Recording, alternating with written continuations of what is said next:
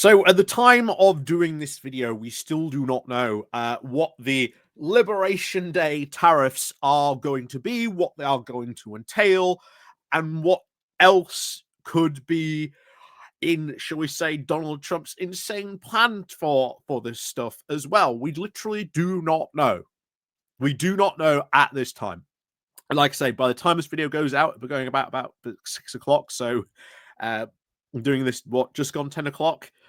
So yeah, a lot of time, of course, between then and now, but I fully expect, of course, them to be, shall we say, in place probably by then, or the announcement to have gone through. Ultimately, we will be talking about these tariffs tomorrow because, oh boy, these are going to have a huge effect. We are talking massive, huge trade war, the dumbest trade war in history. There is no reason to be going through with this type of trade war stuff at all. Because what Trump wants to ideally do is pull the world back into this age where America doesn't need anyone else. However, that is not the really, should we say, the reality of it. It's part of the reason why he wants Canada, part of the reason why he wants Greenland, part of the reason why probably, I think, again, you are probably not going to see that minerals deal be signed with Ukraine, because it effectively sets up a company that will act and operate almost exactly like the East India Company did, or the Dutch East Indias did, except in Ukraine. So it's probably going to be, I don't know, the Ukraine, like, mineral company or something like that. But that is literally what you are very much seeing there. This, like, very capitalist colonialist attitude of, yeah, we will just own that area and all those rights pretty much indefinitely. But we'll see what happens on that front. Meanwhile, of course, it's Liberation Day. I've kept on, psyching you up for it. So who knows what's going to happen in the next couple of hours. But oh boy, markets could be wacky, and I will probably end up live streaming. So I may well be very live streaming right now. Who knows? But do go check me out. And of course, down below, there is the Patreon page. There's the Buy Me Coffee link where you can, buy me coffee, the YouTube thank you button. And of course, there's the Pony Club down below as well. So let's crack on in and find out just what actually these tariffs could mean for us and the EU, because this is what these tariffs are starting at. And not only that, but these are also going to be seeing the full implementation as well, the tariffs on Canada and the Mexico as well. So everyone's being tariffed today. So what is happening? So Donald Trump is now expected to implement his threat to impose tariffs on imports from Europe, and the UK and the EU are now bracing for what is expected to be a very damaging trade war with the US. For weeks, he has named April 2nd Liberation Day, with now the unveiling of a tariff plan to reverse what he's called the unfair practices that have been ripping off our country for decades. So, what is expected? So, a blanket 20% tariff on nearly all import to the US has been drafted by Trump's aides. So that is huge. A 20% tariff on everything.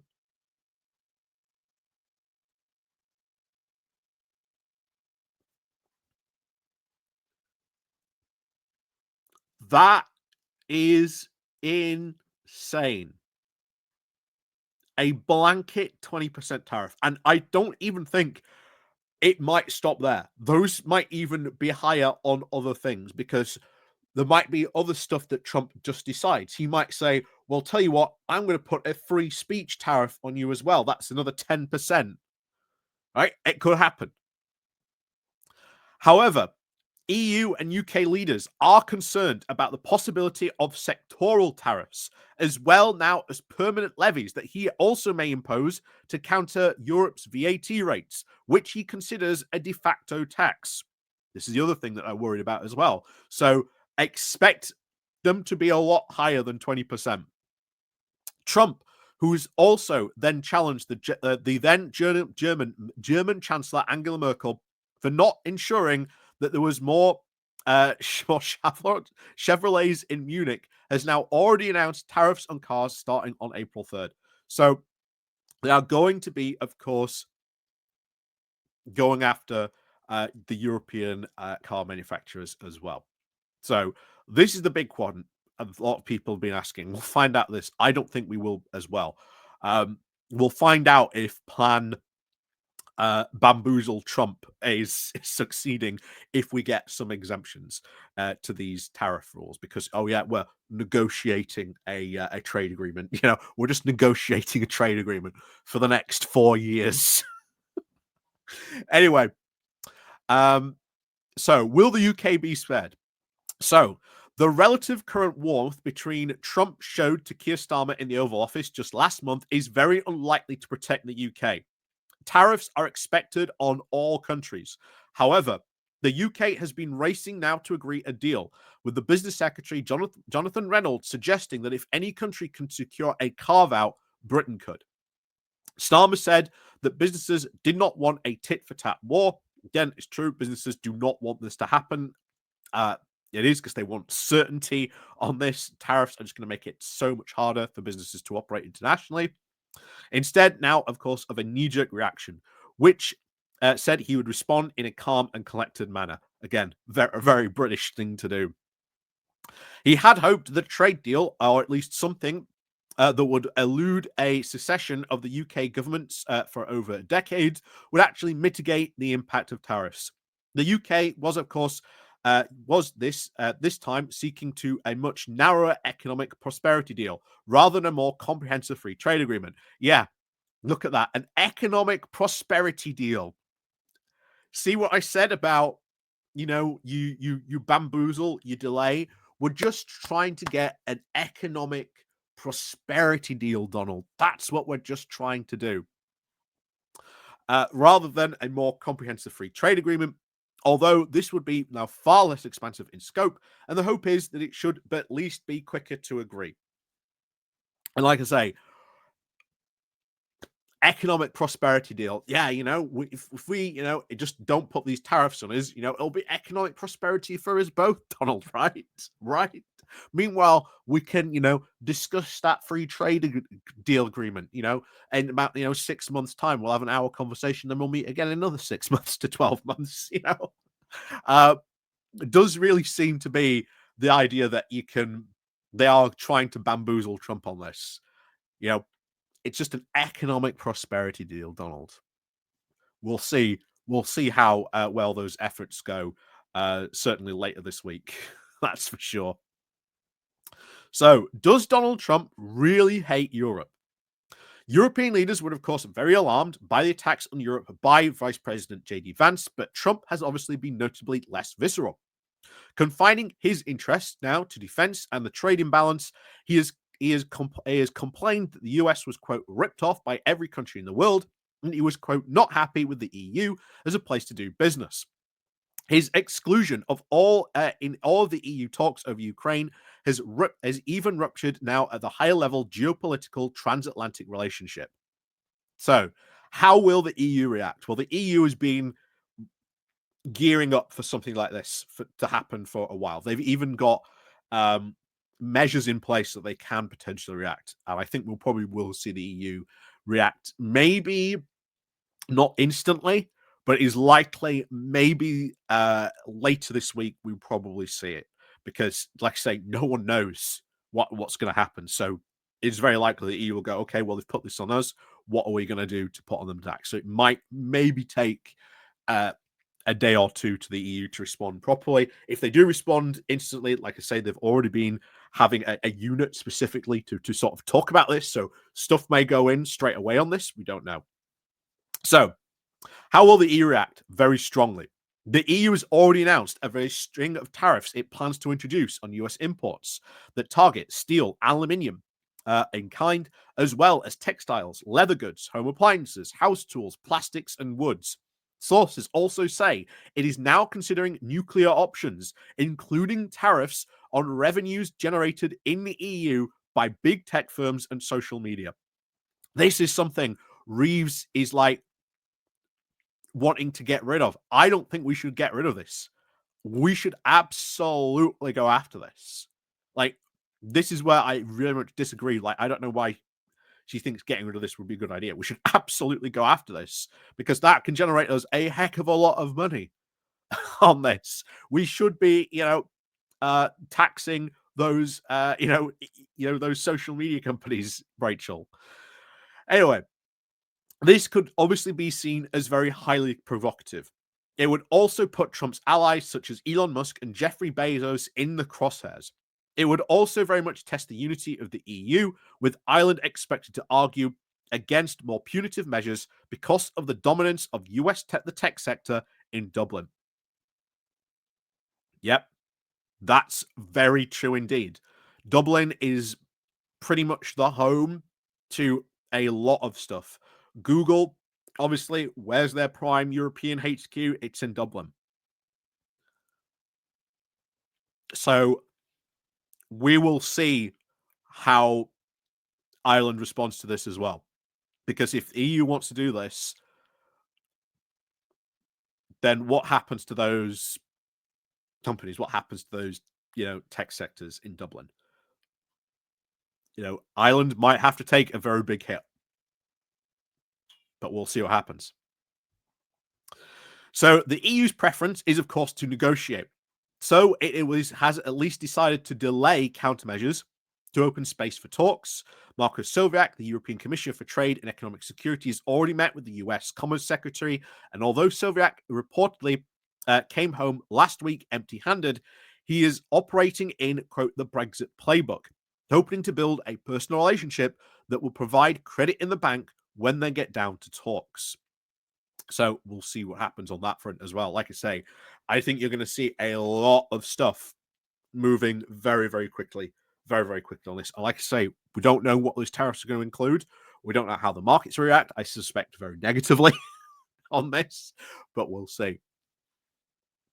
So why not enter immediate negotiations? One EU official said that there was no point negotiating with the US at this stage, saying it will be like arguing over rotten fish. It is not very productive to start negotiating about removing tariffs, one official said. You put a stinking fish on the table, and then you start negotiating to remove that stinking fish, and then you say, wow, we have a great result. But currently, there is no stinking fish on the table. That is not a very productive conversation. Again, true. We'll have to see. There will be a response. I do expect maybe some sort of negotiations, but what negotiations are going to take place? I don't know.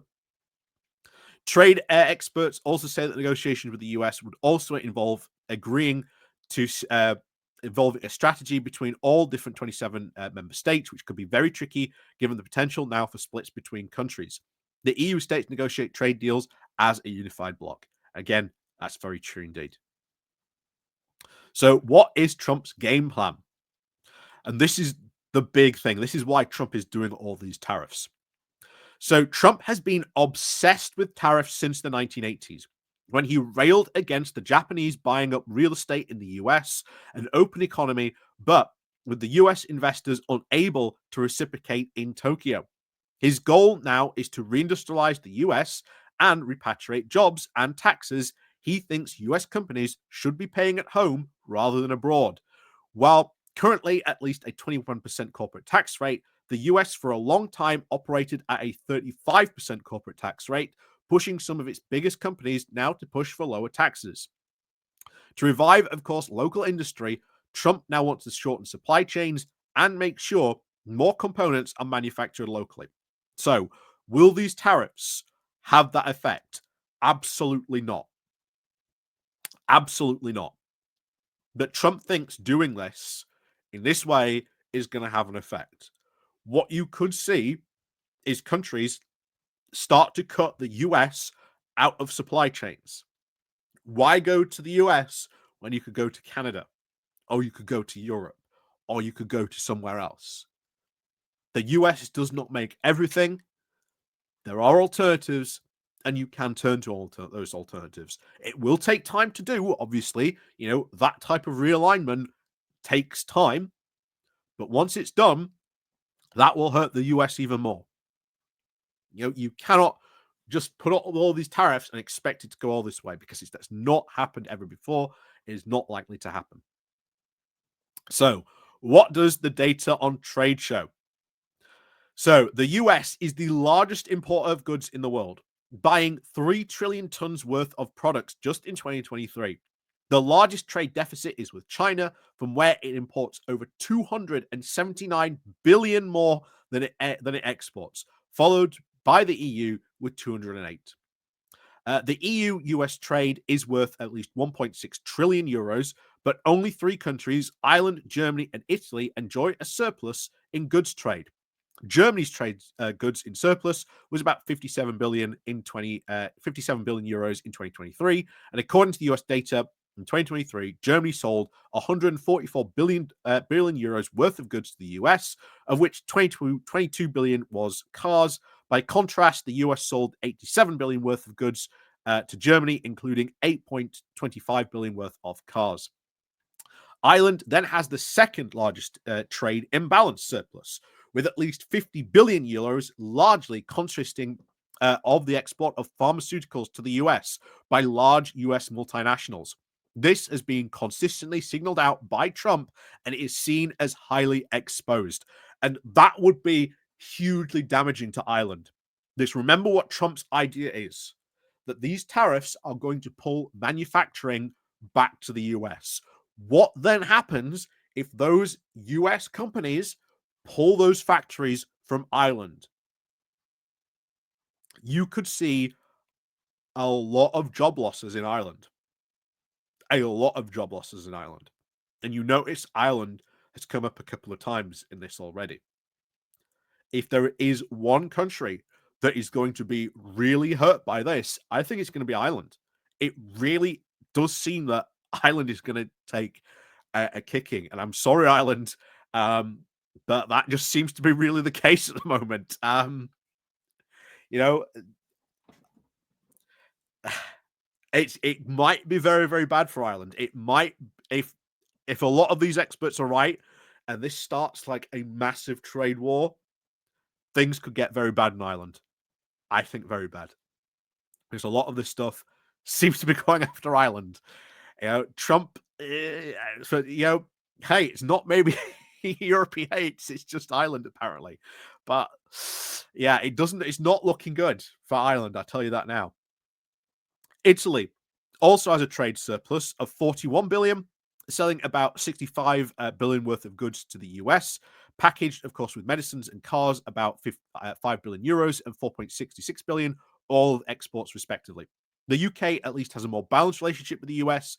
The US is, of course, Britain's largest single export market, with 60.4 billion pounds worth in goods. So again, like I say, these tariffs are going to hurt us as well. In goods of just 2023 alone, accounting for at least 15% of global total. The UK imported 57.9 billion pounds worth of goods from the US. So, how are businesses reacting? Oh boy, businesses, after all this comes out, oh boy, I don't even know if it's worth going over that, because like I say, I expect businesses in the markets are going to react very differently come tomorrow morning. I expect very, very differently come tomorrow morning on this. So the US markets are spooked, with the S&P 500 and the Nasdaq closing a March trade with their now worst quarter performance since the Russian invasion of Ukraine in 2022. The EU is preparing itself as a safe haven. I do think investors at the moment are reevaluating the EU and investing now in the European Union.